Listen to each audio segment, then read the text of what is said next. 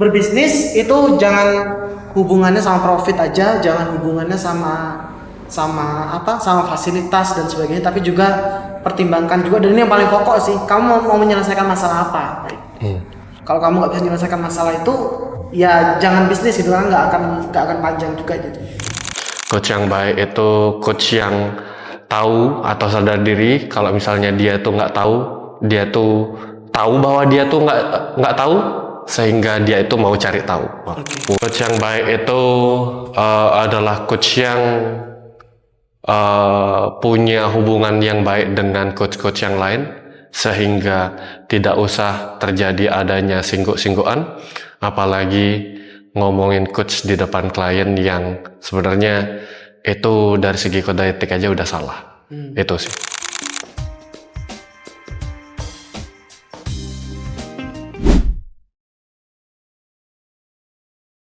Selamat datang di Suara Personal Trainer. Saya Coach Hadid, hostnya, dan ini Coach Yogi. Video kedua kita, narasumbernya masih sama. Hari ini kita bahas tentang bagaimana sih cara menentukan program latihan yang baik, bagaimana cara menentukan intensitas program latihan yang baik dulu. Tapi sebelum itu kita konteks dulu nih. Kenapa kok kita bahasnya ke masalah intensitas program latihan dulu, atau bagaimana mendesain program latihan yang baik dulu? Itu karena didasari dengan banyak loh kejadian-kejadian tentang latihan beban, bahkan latihan beban yang cukup tidak sedinamis latihan olahraga yang lain, itu juga gampang cedera juga sebenarnya. Nah, tapi apa yang mendasari dari cedera itu sendiri? Kita bahas itunya dulu deh, Coach Yogi. Oke.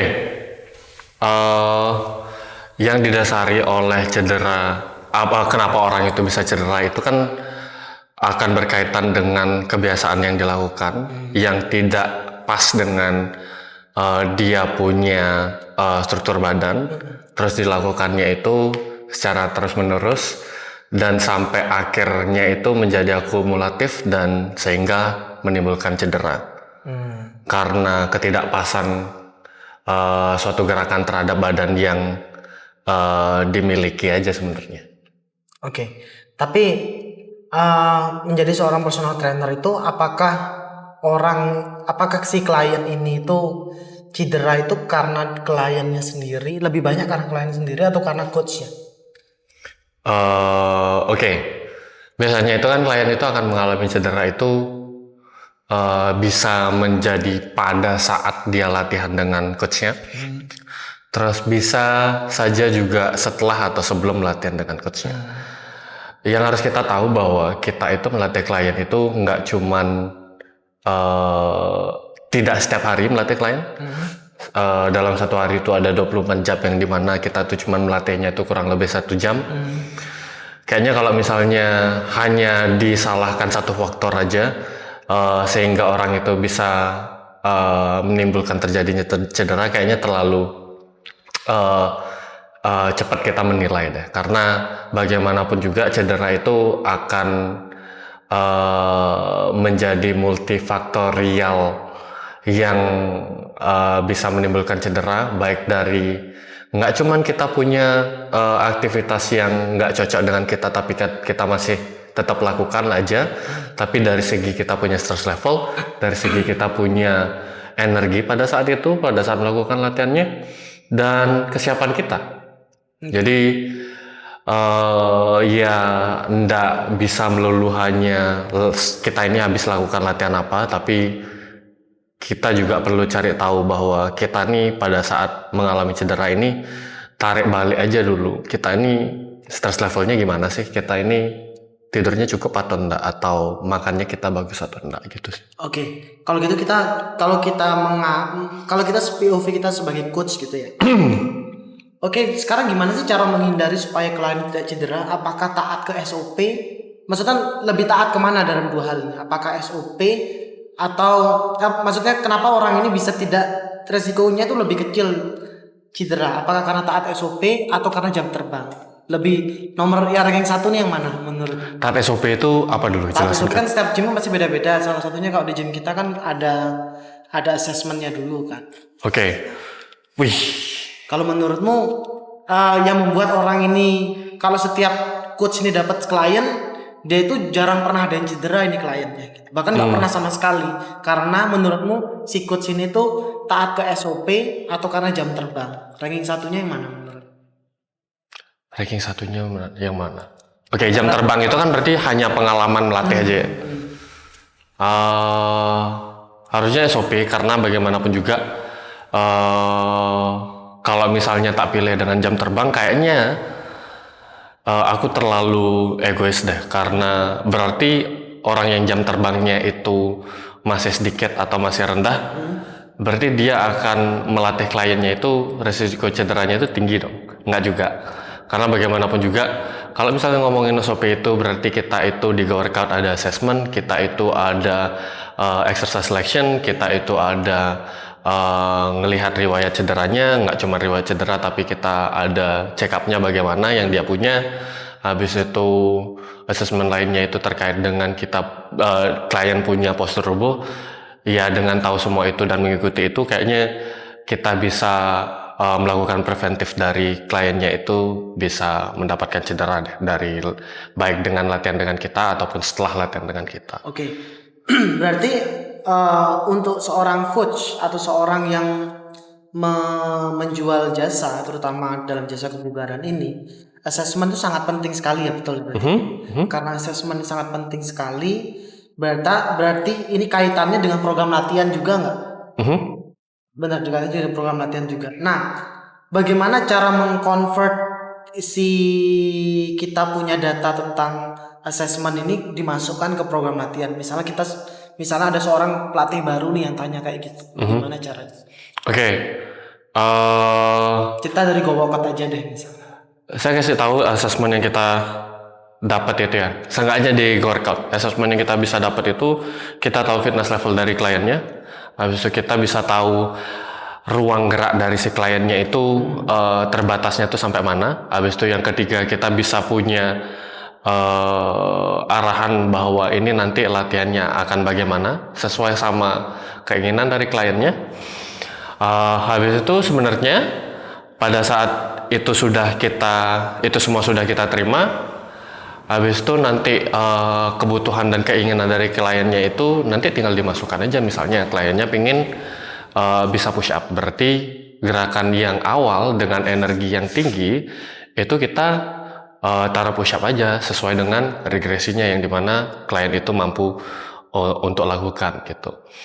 Itu sih. Habis itu pelan-pelan turunannya kita tinggal isikan otot-otot pendukung lainnya dan otot yang lainnya yang mungkin nggak mendukung juga sebagai stabilitas gitu. Itu sih yang gampang sebenarnya dalam membuat program latihan ini. Yang sulit itu sebenarnya bukan memasukkan program latihan atau nama gerakannya, yang pertama mana, yang kedua mana, itu gampang.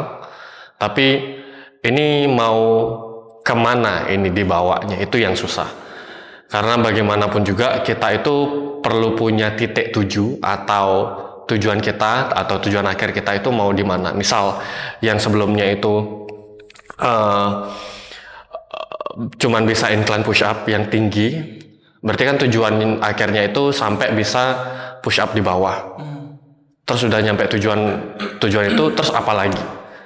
Misalnya pengen bisa dips atau pengen bisa weighted push up lah, berarti kita buatkan tujuan barunya.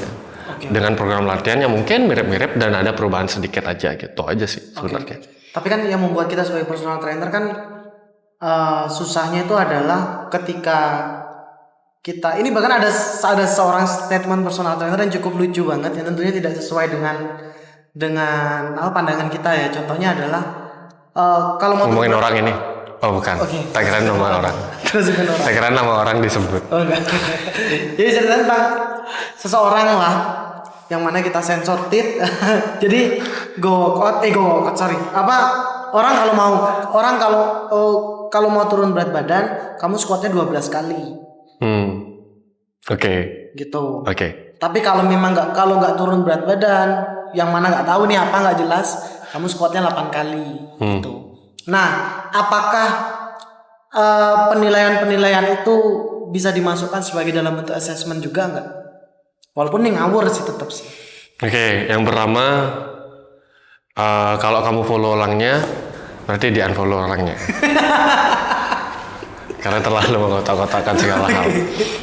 Terus yang kedua, masih banyak pemikiran orang. Kalau misalnya mau turun berat badan atau punya badan tone itu repetisinya tinggi aja tapi bebannya ringan aja kayak gitu ya. Kayaknya itu statement atau pengetahuan yang sudah usang, yang sebenarnya sudah tidak relevan lagi sama apa yang secara saintifik itu sudah beredar. Harusnya bagaimanapun juga, apapun yang kita mau tuju, misalnya mau pengen lebih kuat atau mau pengen punya badan tone, itu faktornya itu tentang gimana caranya kita pada saat membuat program latihan itu ada progressive overload-nya. Habis itu progressive overload itu simpelnya bisa nambah kuat atau nambah berat atau nambah tinggi intensitasnya. Terus yang kedua, dari pola makannya kita mau berada di mana ini, mau turun berat badan atau mau naik berat badan. Sama kita punya pola tidur yang dimana itu menjadi salah satu hal penting pada saat kita mau melakukan recovery. Sebenarnya itu semua, kalau misalnya kita bisa lakukan itu, apa yang menjadi kita punya keinginan, misalnya mau tambah kuat atau mau punya badan tone tadi, harusnya gampang aja sebenarnya. Yang kalau masalah intensitas itu kadang coach-coach apalagi coach-coach pemula itu kadang itu mereka itu bingung. Jadi salah satu contohnya kita kan tetap harus menanyakan dalam assessment itu goalsnya itu apa. Terus kita cek dulu exercise selectionnya itu apa aja gitu.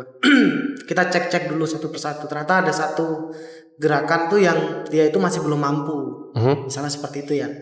Nah, tapi coach pemula ini kadang fokusnya itu bukan di masalah exercise selectionnya. Jadi dia tuh masalahnya tuh di sini, goalsnya. Kadang kan kita punya klien tuh nggak semuanya loh coach Yogi, yang kliennya itu bahkan klien kita katakanlah 95% itu kalau nggak turun berat badan ya pengen aku lebih tambah kuat. Udah kan itu aja kan. Jarang ada yang aku pengen bisa pull up, mungkin anak-anak SMP mungkin ya kan. Tapi jarang lah karena klien kita rata-rata ibu-ibu atau bapak-bapak. Jadi rata-rata pasti antara mau tambah kuat lagi nganggur mungkin atau turun berat badan, itu cuma itu aja mungkin. Nah, coach pemula itu biasanya itu cenderung fokusnya itu ke ini deh, kemana ke tujuannya gitu. Oke, pengen tambah kuat, tapi ini pun juga nggak bisa didefinisikan secara harfiah sama coach pemula ini. Pengen tambah kuat itu berarti harus bisa semuanya dong, atau berarti bisa kuat apa? Nah, kuat yang dimaksud nih apa? Biar bisa diterjemahkan dari POV-nya Coach Yogi. Oke. Tambah kuat menurutku itu sesimpel karena ini base-nya dari klien-klienku yang sebelumnya itu punya usia yang 50 tahunan ke atas ya, berapa udah klienku kayak gitu sekarang. Itu pengen tambah kuat itu sesimpel dengan dari duduk ke berdiri nggak sakit lutut aja deh. Itu sudah bisa disebutkan jadi tambah kuat, dan ada beberapa klienku yang pengen punya tidak ada keluhan sakit lutut gitu. Berarti kan kalau misalnya itu ekstrim yang paling bawah kan, berarti ekstremis atasnya itu berarti tentang bisa pull up, bisa muscle up, bisa weighted pull up, atau batas atasnya itu bisa kayak gitu. Jadi bisa lebih kuat itu sesimpel yang tadi itu sih. Oke. Artinya kalau tadi kamu bilang bisa tambah kuat dari duduk ke berdiri sampai akhirnya di level tertinggi sampai bisa masuk si kakek ini misalnya. Berarti ada dua pertanyaan. Si coach ini setiap periode habis sesi dia terus menanyakan goalsnya apa lagi kayak. Dan yang kedua, apakah si klien ini goalsnya bisa berubah-berubah setiap bulan, setiap periode target dari latihannya itu?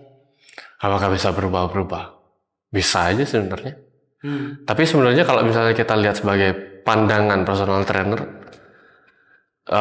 kayaknya ujung-ujungnya tambah kuat atau turun berat badan aja. Tapi ya berubah aja mau ke arah mana yang tambah kuatnya gitu sih sebenarnya. Kalau misalnya kita sebagai coach pemula, kita tuh nggak bisa tahu, kita kan nggak bisa menerjemahkan tentang tambah kuat itu, tapi kita bisa nggak ngarahkan dari program latihan tentunya ngarahkan tambah kuatnya itu kemana dulu? Bisa. Contohnya? Itu bisa dilihat dari asesmennya. Mungkin ada klien yang tidak sadar bahwa dirinya itu perlu kuat di mana. Karena kan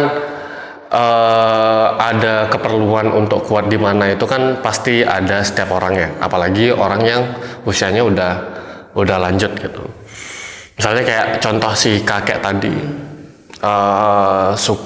susah jalan, pengen kuat aja supaya bisa jalan. Berarti kan ada satu gerakan yang dimana itu gerakan untuk otot kaki yang perlu kita kuatkan, yang dimana itu belum tentu dipahami oleh si klien tersebut. Ya kita arahkannya itu ke sana sih sebenarnya, dan kita kasih penjelasan kenapa kita itu kasih gerakan ini ke kliennya, gitu aja sih sebenarnya. Oke. Menarik.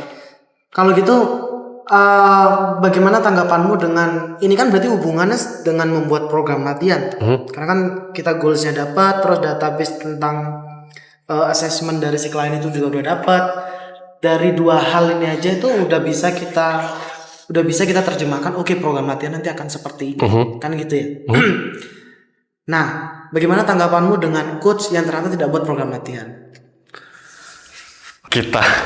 Soalnya kan gini, Kayaknya coachnya kurang sadar aja, itu yang pertama. Terus yang kedua, kurang paham apa yang menjadi pekerjaannya. Mungkin coach yang seperti itu masih paham bahwa pekerjaannya itu ya udah selama sesi itu aja yang menjadi pekerjaannya.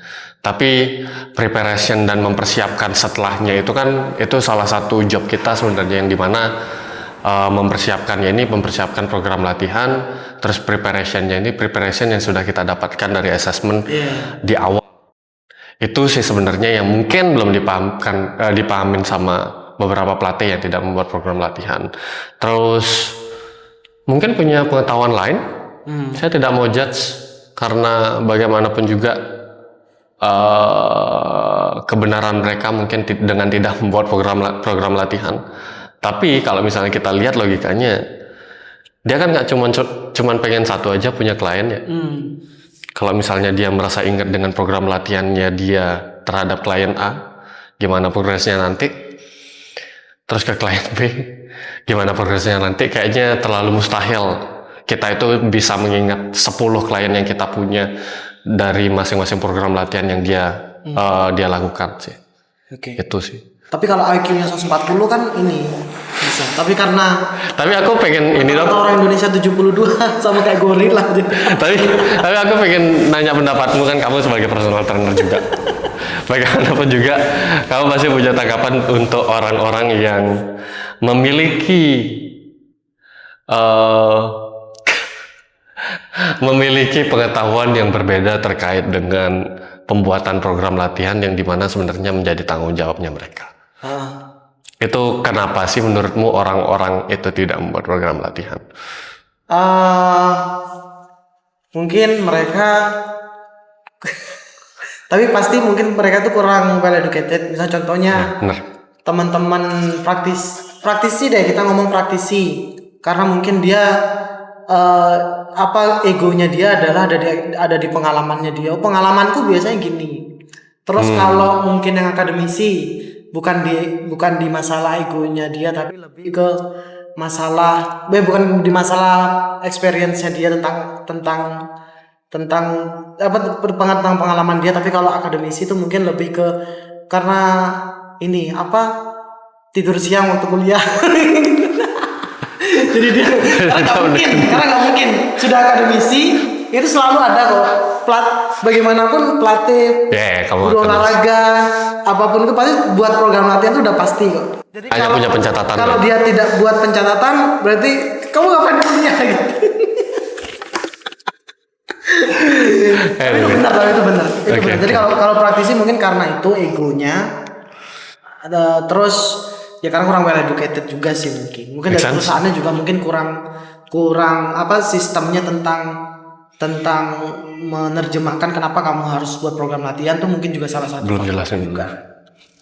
Menarik. Oke, lanjut. Artinya, kalau memang program latihan ini harus sebenarnya itu harus dibuat, itu kan sebenarnya kan hubungannya juga sama bagaimana cara dia menyampaikan evaluasi dalam sekian sesi yang diambil.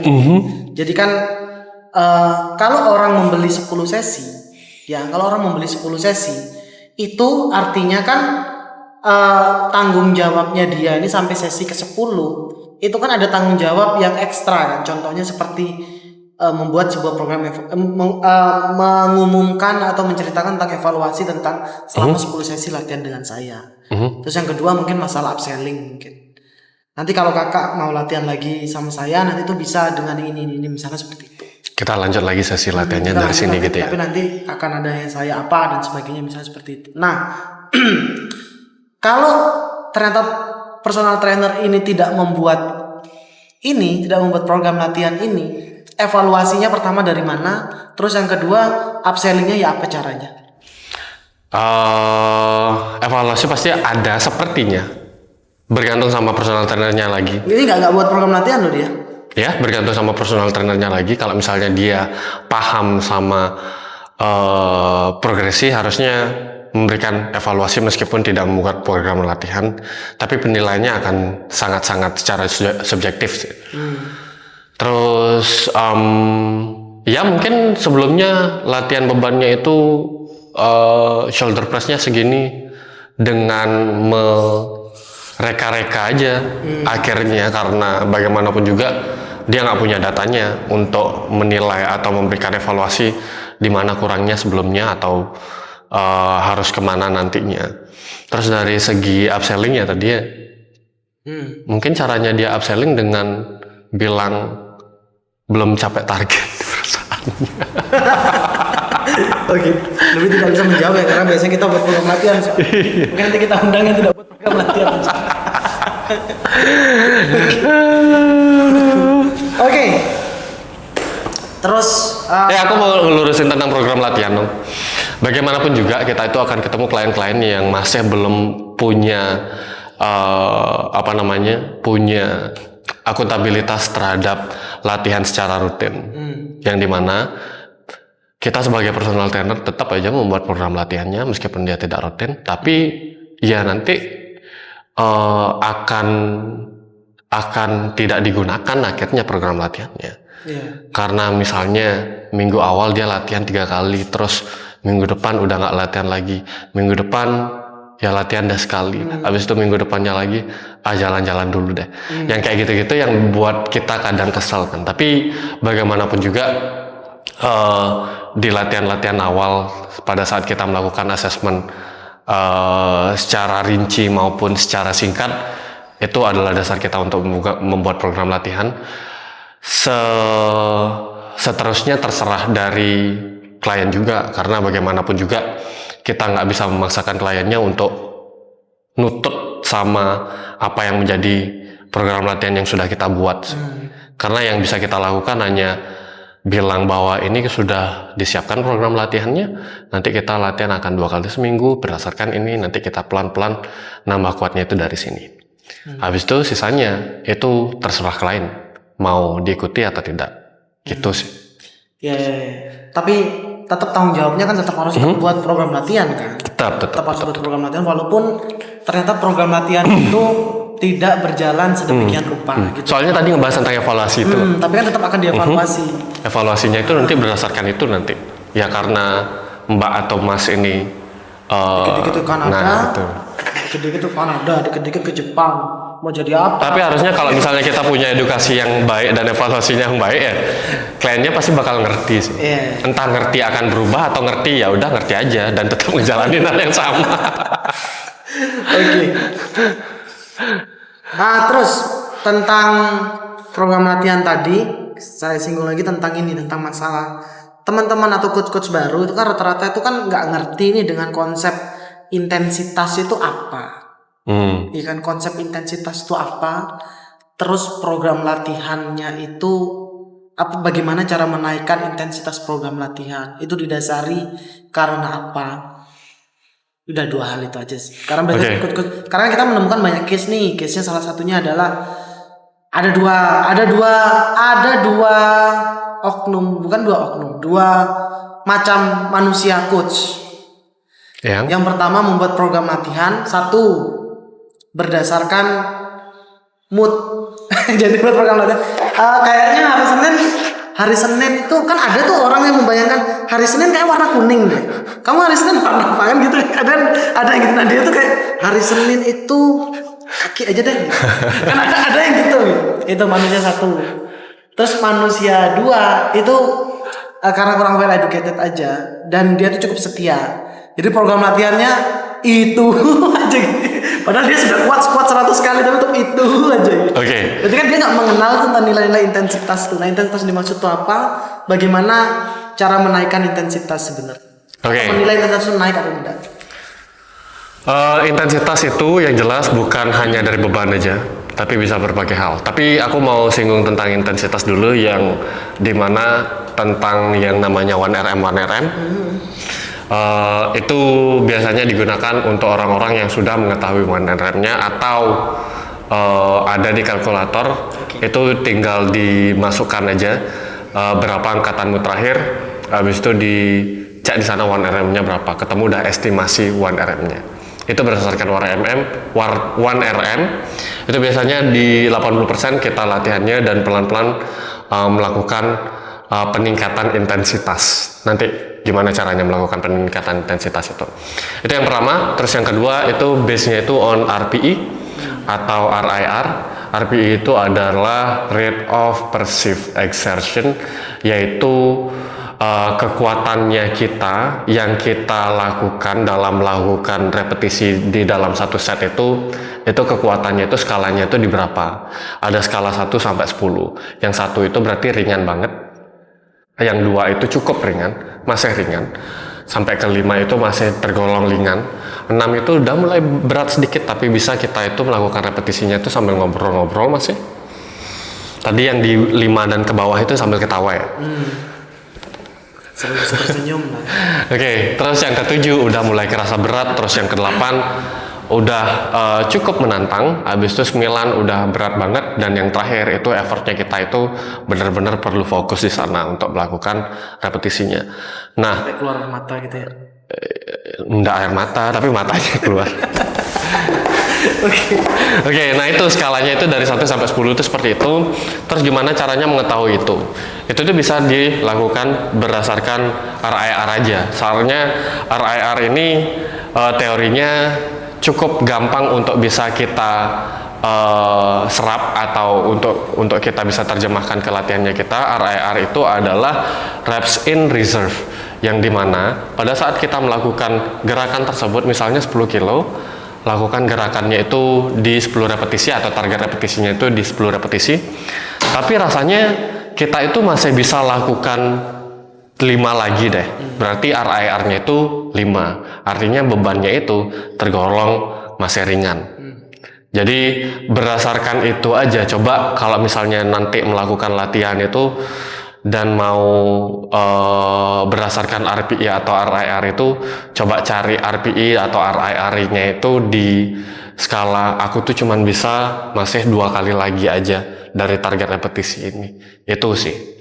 Tapi itu penilaian yang subjektif, tapi itu cukup membantu untuk kita untuk melakukan progresif overload di sesi berikutnya. Nah, masuk lagi ke peningkatan intensitas atau progressive overload. Nah, peningkatan intensitas itu bisa banyak hal yang bisa terjadi. Itu bisa dari kesulitan gerakannya, habis itu yang kedua repetisi yang ditambah atau dikurangi untuk meningkatkan intensitas. Tapi kalau misalnya repetisinya dikurangi, otomatis bebannya itu ditingkatkan. Habis itu dari bebannya itu yang ditingkatkan, habis itu sama dari tempo. Yang sebelumnya itu mungkin 3 detik temponya, entah apanya itu 3 detik, itu udah menjadi 2 detik. Jadi lebih gampang tapi dengan beban yang lebih tinggi, atau sebaliknya dengan beban yang lebih rendah tapi temponya yang dipersulit. Bisa dari keempat faktor itu sih untuk melakukan progressive overload. Oke. Gitu. Itu ya untuk pelatih-pelatih yang mut-mutan dan yang yang setia. Tunggu. Sampai Canda. Oke guys, tadi dari ini ya teman-teman personal trainer tadi dari pengetahuan tentang intensitas itu apa, atau bagaimana cara meningkatkan intensitas. Terus kalau kita bahas intensitas, pasti ada hubungannya sama teknik gerakan ya. Mending sebagai coach baru yang dipelajari itu teknik dulu, pengetahuan teknik dulu atau intensitas dulu, dan kenapa? Jawab cepat, 1, 2, 3, gagal. Oke, nggak usah jawab. Menurutku teknik dulu. Karena bagaimanapun juga kalau misalnya kita mempelajari intensitas tapi tanpa mempelajari teknik, tapi sebenarnya kedua itu kan berkesinambungan ya. Tapi menurutku teknik dulu, karena teknik itu bisa berdampak pada klien yang kita terapkan. Kalau misalnya kita cuma punya teknik atau satu teknik aja yang menurut kita benar, tapi sementara badan orang itu beda-beda lagi, itu kita paksakan ke orang tersebut, dan orang tersebut merasa tidak nyaman, tapi karena kita cuma melihatnya itu teknik yang benar menurut kita, kayaknya resiko cederanya akan tinggi dah gitu. Jadi teknik dulu yang kita perlu pelajarinnya apa, berbagai macam hal. Yang aku bilang tadi tentang tools, itu harus punya banyak tools. Ya salah satunya ya punya teknik latihan yang bisa diterapkan ke orang-orang dan masih nyaman di orang-orang itu. Baru mempelajari tentang intensitas. Oke. Berarti kalau kita sudah mengetahui tentang intensitas, terus kita kira praktekkan lah intensitas itu kepada klien kita, terus kita bisa lihat itu dia tuh kelelahan banget atau gimana gitu. Itu kan ada hubungannya sama intensitas juga. Nah, tapi kalau bagaimana cara kita sebagai coach, apalagi coach pemula, kalau misalnya intensitasnya kita lihat, waduh kayaknya berat banget ini ternyata ya gitu. Tapi si klien ini merasa ini, ayo gas, kuat kok aku masih gitu. Respon kita sebagai coach itu gimana? Apa kita bisa apa penting nggak berarti program latihan untuk kita tunjukkan, Kak kayaknya ternyata gini gitu. Oke, aku mau kamu juga jawab ini ya. Oke, menurutku bagaimanapun juga kita punya klien itu punya egonya masing-masing, sama kayak kita dulu yang dimana kita latihan beban itu pasti punya egonya untuk mencapai sesuatu. Tapi kita sebenarnya punya hak dalam menahan, nggak cuma memberikan aja dari ego yang ada di klien tersebut, tapi harus reasonable. Bagaimanapun juga program latihan itu penting. Terus kita punya assessment di setiap lagi sesi itu juga penting, dengan cara bahwa bilang si klien ini belum siap, kenapa, kasih tahu kenapa belum siapnya. Mungkin karena tadi makannya belum cukup atau tidurnya kemarin malamnya itu belum mumpuni, terus maksain karena merasa adrenalinnya cukup tinggi. Kayaknya dari sana kita bisa nahan, tapi selebihnya itu benar-benar kita perlu punya kerjasama yang baik sih sama kliennya. Karena bagaimanapun juga kalau omongan kita tidak dihiraukan, kayaknya karena kita nggak punya kerjasama yang baik atau komunikasi yang baik sih antara satu sama lain. Oke. Menurutmu? Oke, gas gitu ya. Pertama tergantung dia program latihannya apa ya. Tapi kalau latihan beban itu jauh lebih terukur. Terus yang kedua, saya itu pasti berani bilang tentang masalah teknik gerakan yang tadi Coach Yogi juga bilang. Teknik gerakan itu yang harus kita kuasai lebih dulu. Itu benar sih. Jadi kalau ternyata karena ada di fase tertentu si klien ini kan dengan program latihan, oh ini bisa nih naik nih lah deadlift ini, tapi dia itu habis sakit misalnya, ya kan itu kan udah pasti harus turun kan, tapi si klien tetap ego, itu kita tetap bisa nerangkan, tetap harus diterangkan, dan diterangkannya pun juga base-nya tetap harus dari program latihan, tetap harus cek program latihan. Karena nggak ini ya, biar nggak ngasal ya jadinya. Nggak ngasal terus riwayatnya juga habis gini, bahkan kita bisa ngomong lah tentang beberapa hal yang berhubungan sama saintis, contohnya. Karena Mbak kan habis minum obat reda nyeri, berarti kan pasti ototnya tuh rileks banget ini sekarang, mungkin hal-hal seperti itu. Jadi mungkin kayaknya nggak mampu deh untuk pakai intensitas yang sekarang, kita turunin aja dulu. Atau bisa pakai negosiasi, biasanya kliennya sendiri juga minta negosiasi. Bisa nggak? Tapi kalau repetisinya ditambah ya nggak apa-apa sudah. Itu juga bisa. Tapi kalau misalnya Ya, jauh lebih safe kayak gitu ya. kalau misalnya yang kardio itu tergantung sih. Kalau memang dia anak SMP ya masih bisa-bisa aja. Tapi mungkin negosiasinya di masalah bisa negosiasi waktu atau bisa masalah ini masalah kita yang membuang-buang waktu. Jadi membuang waktu contohnya ada nama klienku SMP Excel, ayo gas quotes gitu. Oke sebentar aku nyiapin nih dulu. Padahal kita gak nyiapin apa-apa. Untuk dia turun stres aja dulu. gitu. Kenapa anak SMP? Tapi kan ada anak SMP yang udah ngerokok. Oh iya. Memang ada ya. Oke. Masuk ke segmen Q&A. Q&A-nya kita seleksi dari 3 pertanyaannya. Ini ada 3 lagi. Coach Puri Widya Stuti. Berarti dari Jawab berdua ya. ya. Pertanyaan. Cara Kayaknya- menghadapi persaingan di industri gym di tengah gempuran masifnya perkembangan bisnis gym khusus di daerah Kota Denpasar yang menawarkan berbagai macam fasilitas yang baru dan menarik bagi calon klien dan member. Terima kasih. Cek dulu Bagaimana caranya bersaing menghadapi persaingan di industri gym di tengah gempuran masifnya perkembangan bisnis gym khususnya di daerah Kota Denpasar yang menawarkan berbagai macam fasilitas. Oke. Yang pertama, kita setiap tahun pasti selalu berinovasi.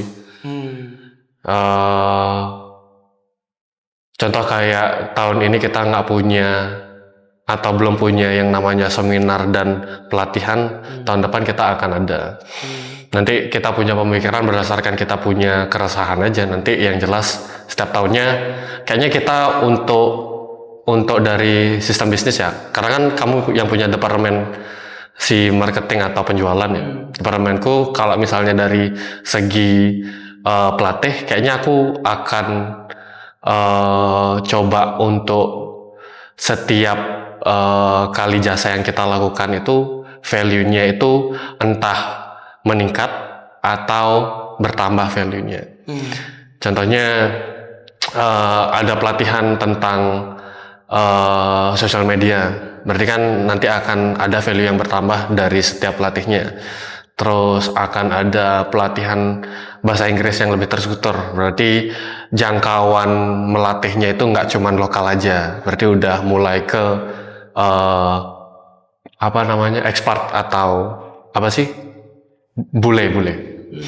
Terus relevansi yang bisa kita lakukan lainnya itu ya membuat hal baru yang bisa meningkatkan value dari pelatih sih kalau aku, karena departemenku itu gitu. Kalau kamu berarti? Oke. Ini kan hubungannya sama bisnis persaingan di industri gym. Kebetulan saya punya 4 bisnis yang berbeda. Mimpin 4 bisnis yang berbeda, salah satunya gym ini. Nah, kalau saya berpikir tentang kompetitor atau yang berhubungan sama persaingan ini, saya lebih cenderung kompetitornya itu saya jadikan teman, itu pertama. Jadi saya merasa walaupun dia tidak menemani saya ya gitu, tapi saya merasa oke, kamu temanku kok gitu. Enggak, tapi singkat cerita tuh kayak gini. Sebenarnya dari 4 bisnis yang saya kembangkan itu semuanya selalu menjawab masalah sebenarnya. Contohnya kayak Go Workout ini masalahnya itu adalah ini orang itu malas ke gym gitu. Kita yang datang ke rumahnya dia bawa alat-alat gym kayak gitu. Orang jadi kalau misalnya dibandingkan sama kompetitor yang lain, kita tuh hampir tidak bersinggungan sama sekali sebenarnya. Meskipun di fitness industri ya? Meskipun di fitness industri, kan fitness industri kan ada banyak nih macamnya. Terus yang kedua, tadi Coach Yoyo juga bilang masalah hubungannya sama kita selalu berinovasi. Kebetulan kita memang 2026 ini fokusnya itu memang bukan lagi tentang fitness center lagi. Jadi kita nggak akan buka kelas buka kelas yang banyak-banyak gitu, udah nggak lagi. Karena company DNA kita itu hubungannya sudah sama dengan bergerak bisnisnya itu sama dengan talent management. Kebetulan talentnya adalah coach, jadi kita tuh beneran menjual coach aja kayak gitu. Jadi kalau fitness center yang lain menjual kelas, menjual fasilitas dan sebagainya, dan bagaimana kita menjual coach gitu. Tapi tanpa mengesampingkan fasilitas juga tetap harus standar kayak gitu. Gitu. Jadi berbisnis itu jangan hubungannya sama profit aja, jangan hubungannya sama fasilitas dan sebagainya, tapi juga pertimbangkan juga, dan ini yang paling pokok sih, kamu mau menyelesaikan masalah apa. Kalau kamu nggak bisa menyelesaikan masalah itu, ya jangan bisnis itu, kan nggak akan panjang juga gitu. Tapi kalau teman-teman yang lain kayak mega gym yang lain, mungkin tentang profit aja juga nggak apa-apa, karena kan urusannya dia. Lah, kok gitu? Dan bisa terjawab Coach Puri. Oke, terus Coach sebentar. Coach Ardila dari Surabaya ya. Apa momen yang paling berkesan dan paling diingat Pak Adit dan Pak Yogi dan Pak Reza tentunya saat mendirikan atau memulai membangun Go Workout? Kamu dulu. Aku dulu. Kan aku udah duluan. Boleh nggak? Momen paling berkesan dan paling diingat Pak Adit dan Pak Yogi. Momen paling berkesan itu adalah ada dua orang yang cukup bantu ngajarin bagaimana cara berbisnis itu. Orang itu tuh ngajarin gini. Go Workout itu kapan mulai bisnisnya? Dia ada menanyakan. Go Workout ini kan sudah mulai dari 2017 akhir atau 2018 awal sebenarnya. Saya bilang lah 2018. Oh iya saya tahu. Enggak, mulai bisnisnya kapan? Hah? Mulai bisnisnya tuh gimana maksud aku? Kebetulan ini koko. Mulai bisnisnya gimana maksud aku? Ya mulai bisnisnya, kamu akhirnya mulai mikirin profit, kamu akhirnya mulai mikirin how to selling, how to marketing, nanti akuntingnya pakai apa, dan itu kapan? Ternyata yang saya banggakan Go Workout since 2018 itu ternyata enggak. Jadi kita beneran mulai bisnis tuh beneran terstruktur rapi itu baru 2021 akhir. Gitu. Jadi tuh saya merasa berarti ini aku baru mulai bisnis berarti gitu. Tapi dari sana tuh aku ngerti maksudnya bisnis yang dimaksud tuh adalah itu. Jadi dulu 2018 nggak mikirin, yang penting ngelatih ya udah gitu aja. Tapi sekarang baru ngerti mikirin tentang itu. Itu momen yang paling berkesan. Jadi ya itu maksudnya berkesannya karena mindsetnya akhirnya berubah. Oh iya, aku sekarang bukan tentang pelatih nih, aku juga sebagai business owner aku harus mikirin itu. Oke. Kalau aku itu momen pada saat kita melakukan pencarian ruko untuk Go Workout Surabaya. Oke. Itu tuh kita tuh kayaknya 7 hari di sana, yang dimana saya tuh nggak punya sama sekali pengalaman berada di luar Bali. Mungkin menurutmu biasa karena kamu tuh kan udah di Jember, udah di Surabaya. Kalau aku pribadi itu nggak punya pengalaman itu sama sekali untuk tinggal di luar kota untuk waktu yang menurutku cukup lama karena seminggu. Habis itu aku tuh merasa pada saat sebelum kita ke sana itu adalah hal yang cukup berat yang akan kita lakukan, yang akan kita hadapin, karena kita tuh kesana nggak cuma cari ruko aja, tapi kita juga cari alat-alat untuk di ruko tersebut. Terus kita survei ruko juga, terus ketemu sama orang-orang yang aku cukup takut juga, karena yang pertama aku tuh adalah orang yang hanya atau biasanya suka di bubbleku sendiri, yaitu di Bali aja. Tapi karena dibuatkan pengalaman seperti itu, yaitu pengalaman yang sangat baru untuk aku dan momen yang cukup berkesan untuk aku ya pada saat membuat atau mencari ruko untuk Go Workout Surabaya. Nggak cuman cari ruko, tapi kita juga hiring pelatih juga ya, pelan-pelan juga ya. Ya pekerjaan yang sebanyak dan sesingkat itu kita bisa lalui dan dapetin dengan cukup baik, dan aku ngejalaninnya ternyata happy aja pada saat mencari itu sih. Meskipun kita motoran, terus saya pertama kali lihat kereta dan saya videokan keretanya. Oke. Ya itu sih. Oke, ini dari Coach Angga. Coach Angga head coach atau educator dari Go Walkout Bali. Kenapa logo Go Walkout yang baru desainnya seperti logo TK Tunas Harapan Jaya? Wah, ini di mana ini? Terus di setiap cabang berbeda-beda warnanya. Kok nggak serempak satu warna? Terus logo barunya tidak seperti logo yang lama yang sudah mempunyai ciri khas tersendiri. Ini Aku dulu. Boleh ya. Pertama, ini idenya sepenuhnya dari Coach Adit. Terus yang kedua, tapi kayaknya aku tahu. Langsung disclaimer. Silahkan koreksi aku. Kenapa logonya itu berubah, itu aja sih yang aku tahu. Karena kita punya pandangan terhadap bisnis ini tuh udah mulai shifting dari yang sebelumnya itu kita hanya menganggap ini adalah fitness center yang dimana kita ini pelatih datang ke rumah. Tapi kita sudah shifting ke kita ini menganggap pelatih-pelatih ini sebagai talentnya kita yang dimana yang akan kita pertemukan dengan orang-orang yang membutuhkan talent-talent ini.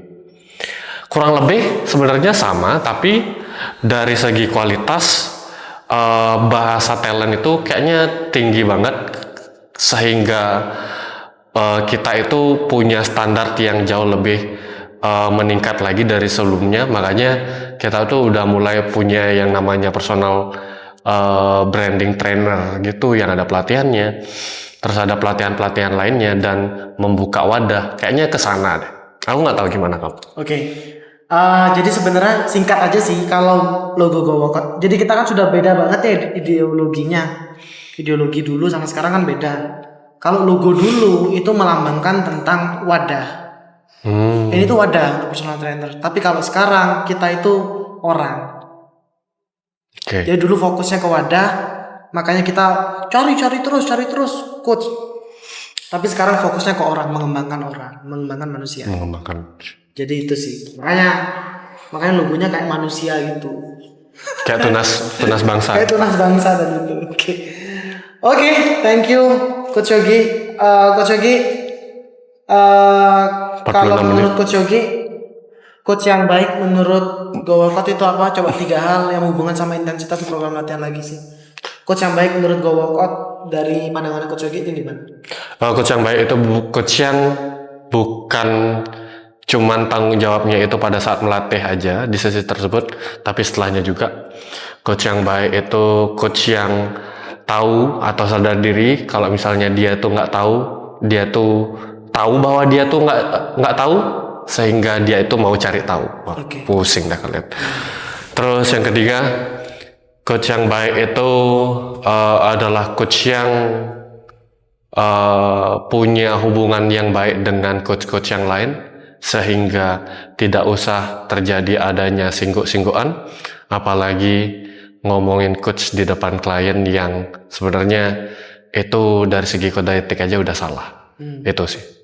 Oke, thank you Coach Yogi sudah datang. Thank you. Terima kasih.